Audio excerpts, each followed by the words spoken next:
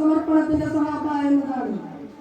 സഹാബാക്കളെ സംബന്ധിച്ചിടത്തോളം പുണ്യനബി സല്ലല്ലാഹു അലൈഹി വസല്ലം തങ്ങളുടെ ജീവിതം നേരിൽ കണ്ടു പഠിക്കാനും പകർത്താനും പ്രചരിപ്പിക്കാനും സൗഭാഗ്യം ലഭിച്ചവരാണ് സഹാബത്തുൽ കിറാം. അതുകൊണ്ട് തന്നെ നബി സല്ലല്ലാഹു അലൈഹി വസല്ലം തങ്ങളുടെ അധ്യാപനങ്ങളും നിർദ്ദേശങ്ങളും തിരുസുന്നത്തുകളും പൂർണ്ണാർത്ഥത്തിൽ ജീവിതത്തിൽ കൊണ്ടുവരാൻ അവർക്ക് സാധിച്ചു. നബി സല്ലല്ലാഹു അലൈഹി വസല്ലം തങ്ങളോടുള്ള മാതൃകാപരമായ അനുകരണമാണ് സഹാബത്തിനെ ഏറ്റവും ഉന്നതമായ പദവിയിലേക്ക് എത്തിച്ചത്.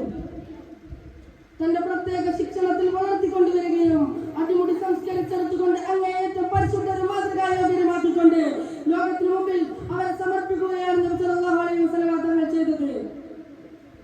ഇസ്ലാം ഏതെന്ന് ചോദിച്ചാൽ ബഹുമാനപ്പെട്ട സഹാബത്തിനെ ചൂണ്ടിക്കാണിച്ചുകൊണ്ട് ഇതാണ് ഇസ്ലാം എന്ന് പറയാൻ കഴിയുന്ന രീതിയിൽ അവരെ സംസ്കരിച്ചെടുത്തിരുന്നു.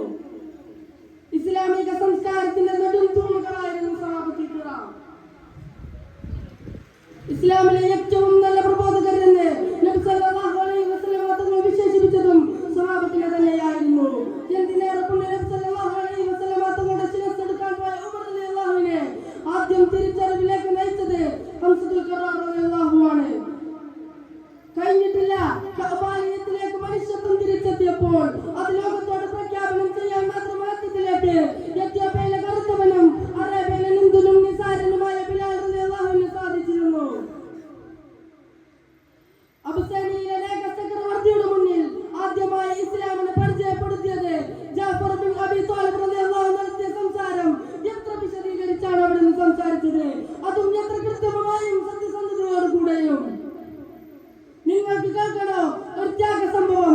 മൂന്നാം ഖലീഫയായിരുന്ന മഹാനായ ഉസ്മാൻ റളിയല്ലാഹു ഇസ്ലാം സ്വീകരിച്ച ആദ്യ കാലഘട്ടത്തിൽ തന്നെ മറ്റു സഹാബാക്കളെ പോലെ തന്നെ ഉസ്മാൻ റളിയല്ലാഹുവിനും ശത്രുക്കളുടെ പീഡനങ്ങളും ആക്ഷേപങ്ങളും ആക്രമണങ്ങളും സഹിക്കേണ്ടി വന്നു. ബഹുമാനപ്പെട്ടവരുടെ പിതൃവൻ അദ്ദേഹത്തെ ഒരു ചങ്ങലയിൽ ബന്ധിപ്പിച്ച് ചോദിച്ചു, നിന്റെ പൂർവികരുടെ മതത്തിൽ നിന്നും നീ പിന്തിരിയുകയാണോ? നീ സ്വീകരിച്ച മതത്തിൽ നിന്നും നീ പിന്തിരിയുന്നത് വരെ ഞാൻ നിന്നെ ഈ ചങ്ങലയിൽ നിന്നും ഒഴിവാക്കുകയില്ല. ഉസ്മാൻ റളിയല്ലാഹു അൻഹു പറഞ്ഞ കാലത്ത് തന്നെ ധാരാളം രാജ്യങ്ങളിൽ ഇസ്ലാമിന്റെ വെള്ളുവിളിച്ചും എത്തിയിട്ടുണ്ട്. ദീനി പ്രബോധനമായിരുന്നു ഇവരുടെ ജീവിതം ഒക്കെ തന്നെ.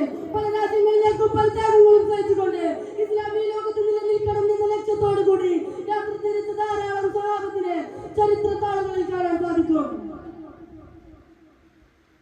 ഇതിൽ നിന്ന് തന്നെ നമുക്ക് മനസ്സിലാക്കാൻ സാധിക്കും സഹാബാക്കളുടെ ഈമാൻ എത്രമാത്രമായിരുന്നു എന്നത്.